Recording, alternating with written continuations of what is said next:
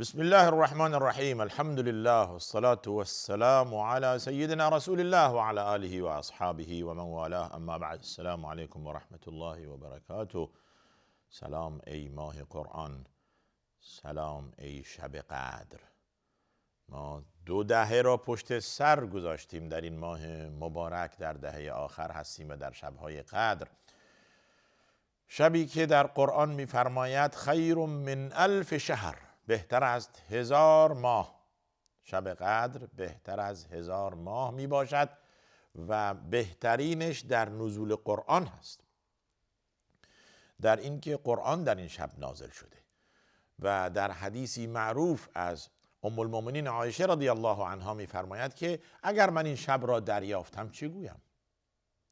فرمود بگو اللهم انک عفو تحب العفو فاعف عنی. خدایا بخشنده ای، بخشیدن را دوست داری، مرا ببخش. ببین چقدر ساده، دعای خیلی کوتاه ولی پرمحتوا. خدایا بخشنده ای، صفت توست. در آیات داریم 10 آیه، عفو غفور، هو العفو، خدا بخشنده است سبحانه و تعالی، مهرورز است، رحیم است. خدایا بخشیدن را دوست داری و دوست داری که ببخشی. صفتت این هست که میبخشی. ما بنده خطاکاریم، بنده خطاکار است. خطای آن عمدی است یا سهوی، خطای آن کبیره هست یا صغیره، خطای آن ظلم به خود هست، ستم به خود هست. خدایا ما به خود ستم کرده ایم، ما به خود ظلم کرده ایم، ما معصیت انجام داده ایم، ما واجبات را ترک کردیم، به فرمان شما توجهی نکردیم، دچار خلاف شده ایم. آن چیزی که نباید انجام میدادیم انجام دادیم، اون چیزی که نباید میگفتیم گفتیم. خدایا التماس مغفرت، التماس گذشت، التماس عفو. پس اللهم انک عفو تحب العفو فاعف عنی. از من درگذر. هیچ بنده ای نیست که خطا نکند، این قطعی است.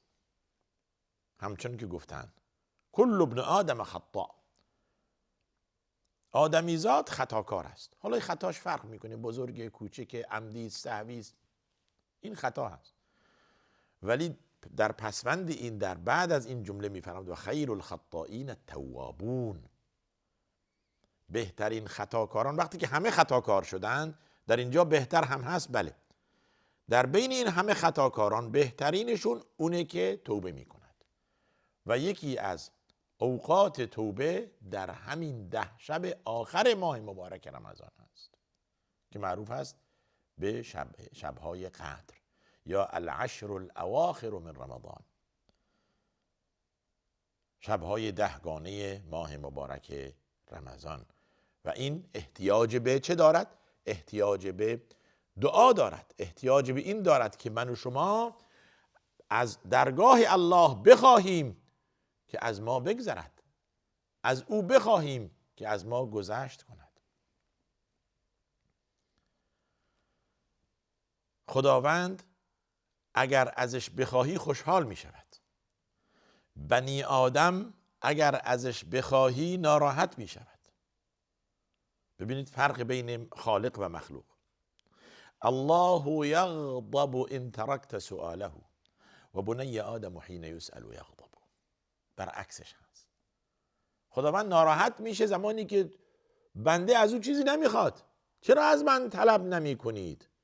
واسأل الله من فضله، از فضل و کرم الهی بخواهید. لذا یکی از دعاهای رسول الله صلی الله علیه وسلم این بوده اللهم انی اسألک من فضلک و رحمتک فانه لا یملکها الا انت. خدایا من از فضل و رحمت تو میخواهم، جز تو کسی مالک این رحمت و این فضل و کرم نیست. این اعتراف به بنده و طلب بنده است. پس فضل و کرم الهی تمام نشدنی است، خزائن الهی تمام نشدنی است و همیشه پره. این ما بندگان هستیم که محتاجیم و احتیاج و محتاج همیشه تقاضا میکند، همیشه دست دراز است. چه بهتر که ما دستمون به سوی خالقمون دراز باشد، به سوی الله دراز باشد که خالق ماست، که خود دستور داده ادعونی استجب لکم، مرا بخوانید، دعا کنید که دعای شما را اجابت میکنم. و یکی از دعاها همینه، اللهم انک عفو تحب العفو فاعف عنی. کوتاه، مختصر ولی پرمعنا. خدایا بخشنده بخشیدن را دوست داری و مرا ببخش. در این پرتو، در این دایره ما از خدا بخواهیم مغفرت، فضل و کرم از او سبحانه و تعالی، طلب نفع و دفع مضرت. از هیچ احدی، از هیچ شیئی، از هیچ کسی خواسته نمی شود جز از الله. لذا معنی ایاک نعبد و ایاک نستعین در نمازهای 5 وقت همینه. ما از تو کمک می جوییم، ما تو را می پرستیم، نه غیر از تو، و از تو کمک می جوییم، نه از غیر تو. پس کمک خواستن از الله هست، تقاضا از الله هست، عفو و گذشت از الله هست. سیدنا ابوبکر صدیق رضی الله عنه از رسول الله صلی الله علیه و سلم یه تقاضایی کرد. عرض کرد یا رسول الله یک دعایی یادم بده تا در نماز بخونم. فرمود بگو اللهم انی ظلمت نفسی ظلما کثیرا ولا یغفر الذنوب الا انت فاغفر لی مغفرة من عندك وارحمنی انک انت الغفور الرحیم. خدایا من به خود ستم کردم، خیلی ستم کردم و این گناه و این ستم جز تو ای الله کسی دیگر نمی بخشد. بخشیدن از آن توست، جزو خصوصیات توست یا الله، پس مرا ببخش. مغفرة من عندك، یک بخشیدنی از طرف خودت، یک لطف و کرم خاصی به من عنایت کن. سید الاستغفار که گفتن اللهم انت ربی لا اله الا انت خلقتنی و انا عبدك و انا على عهدك ما استطعت و وعدك ما استطعت. این یک نوع اعترافه. ابوء لك بنعمتك علی و ابوء بذنبی. اعتراف دارم نعمت تو بر من خیلی فزونی است، خیلی زیاده، و معترفم به خطاهایم، به گناهانم.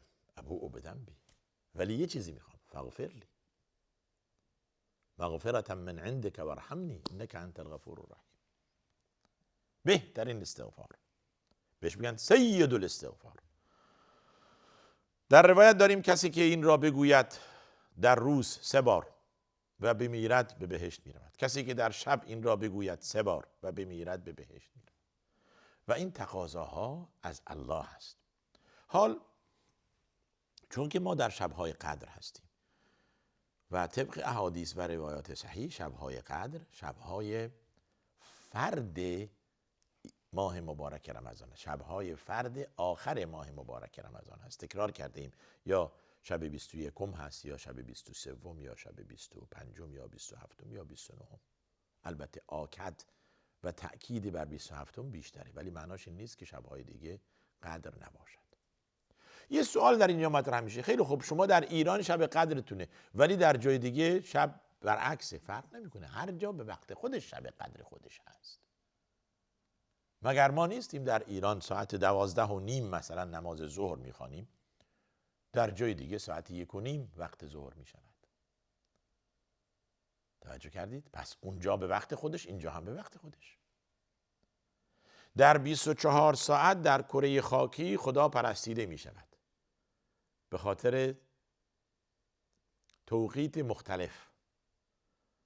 در یک جا ظهره، در یک جا صبحه، در یک جا عصره، در یک جا مغربه، در یک جا عشاست، در جای دیگه عصر هست و همچنین. یعنی این کره خاکی از عبادت خالی نیست. نگویید که همه جا که کشورهای اسلامی نیستن. بله همه کشورهای اسلامی نیستن، ولی همه کشورها درش مسلمان هست. در تمام کشورها مسلمان هست و خداپرست هست. توجه فرمودید؟ این یکی از حکمت‌های الهی است. حال این تقاضا از الله همه دارند، چه مؤمنش چه کافرش، چه پولدارش چه بی پولش، چه پادشاهش چه رعیتش، همه از الله میخواهند و به خصوص مؤمن، صفت مؤمن تقاضا از الله میکند. بنی آدم ازش تقاضا کنی ناراحت میشه، ولی الله اگر ازش تقاضا نکنی ناراحت میشه. پس ما به دستور الله سبحانه و تعالی از الله میخواهیم از فضل و کرمش که به ما عطا کند و ما را ببخشد و از تقصیر ما بگذرد. و دعاهای دیگر، این دعا مخصوص شبهای قدر هست که رسول الله صلی الله علیه و سلم به ام المؤمنین عایشه یاد دادند، ولی معناش این نیست که دعاهای دیگه نباشد. آخر رمضان که میشد احیا لیله و ایقظ اهله، در حدیث داریم که شبها را زنده نگه می داشت رسول الله صلی الله علیه وسلم، خانواده را بیدار می کرد. بلند شید خانم ها، بلند شید برای نماز، به عبادت بیستید. شد معذره، کمر محکم می بست، مثل اینکه میخواد پرواز کنه، کمربند بسته،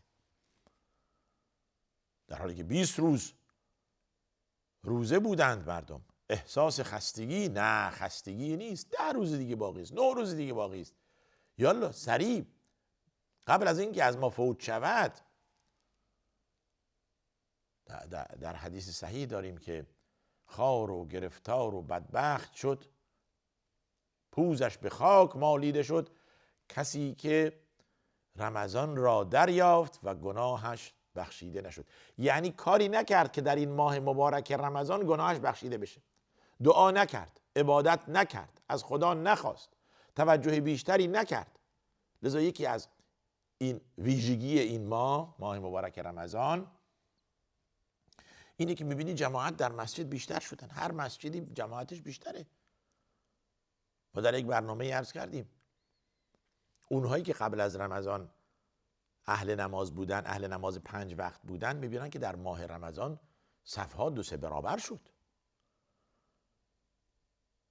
حق ندارید به کسی که قبل از رمضان به مسجد نمی آمده و الان هر روز هر وعده میاد گله کنید یا نگاهی کنید غریبانه. ببینید طبیعت ماه رمضان اینه که مردم را به عبادت میکشاند. پس اگر فلان شخص تا به حال کمتر به مسجد می آمده و الان در بست 5 وقت در جماعت حاضره و قرآن میخونه و دعا میکنه و نماز سنت میخونه و ذکر میکنه، ازش گله نکنید. تا حالا کجا بودی؟ حالا اومدم.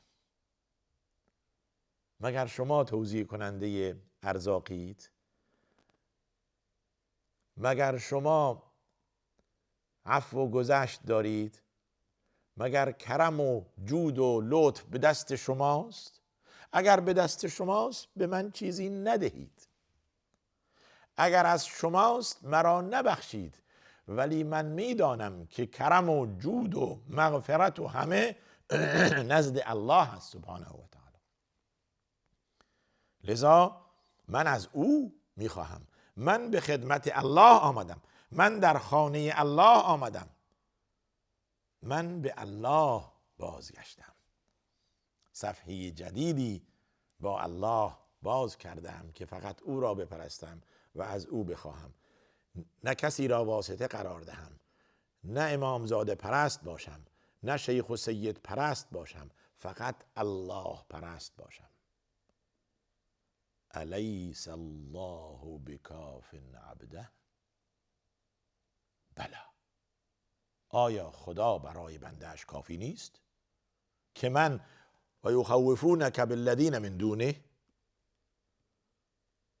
تو را از غیر خدا، از پایین تر از الله میترسونن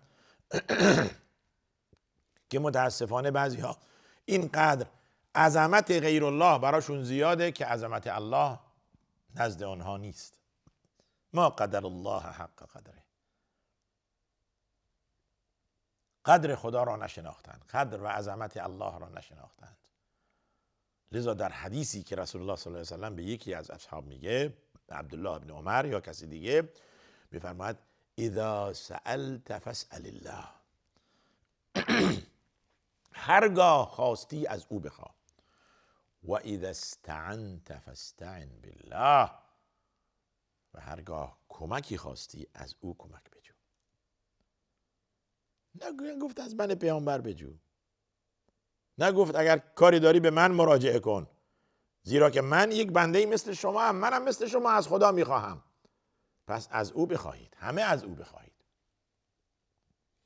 در حدیث قدسی داریم که اگر تمام امت جمع بشوند، لو ان اولکم و آخرکم و انسکم و جنکم، همه شما، اول از روز خلق آدم تا آخرین بشر و موجودی که روی کره خاکی هست، همه یک جا بیستند، فی صعید واحد، همه یک جا بیستند، همه هم از من بخواند.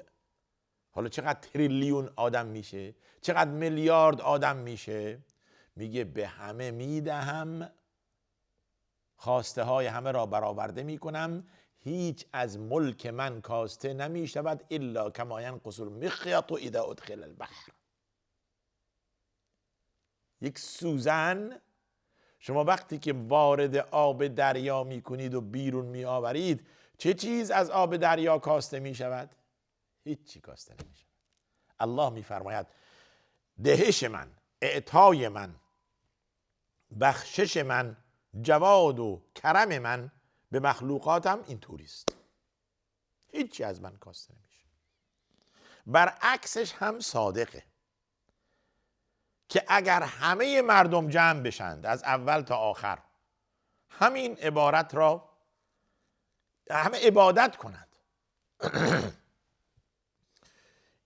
اینها معصیت کردند و طلب آمرزش کردند، و برعکسش همین تعداد، لو ان اولکم و آخرکم و انسکم و جنکم کانوا علی اتقا قلب رجل واحد منکم، همه متقی باشند، همه پرهیزگار باشند، همه نمازکار باشند، همه اهل دعا باشند، همه اهل دهش باشند، همه اهل عبادت باشند، هیچی به ملک من اضافه نمیشه. به ملک من چیزی اضافه نمیشه. یعنی شما برای خود دارید کار انجام میدهید، عبادت شما به نفع خود شماست، خواسته شما از من به نفع خود شماست، نه از من چیزی کم میشه به شما بدهم، نه هم اگر عبادت کنید به ملک من چیزی افزوده میشه. این در حدیث قدسی است. خداوند گناهان ما و شما را بیامرزد و به ما توفیق طاعت و عبادت بیشتری عطا فرماید. و آخر دعوانا ان الحمد لله رب العالمین و صلی الله و سلم و بارک علی نبینا محمد و علی آله و صحبه اجمعین.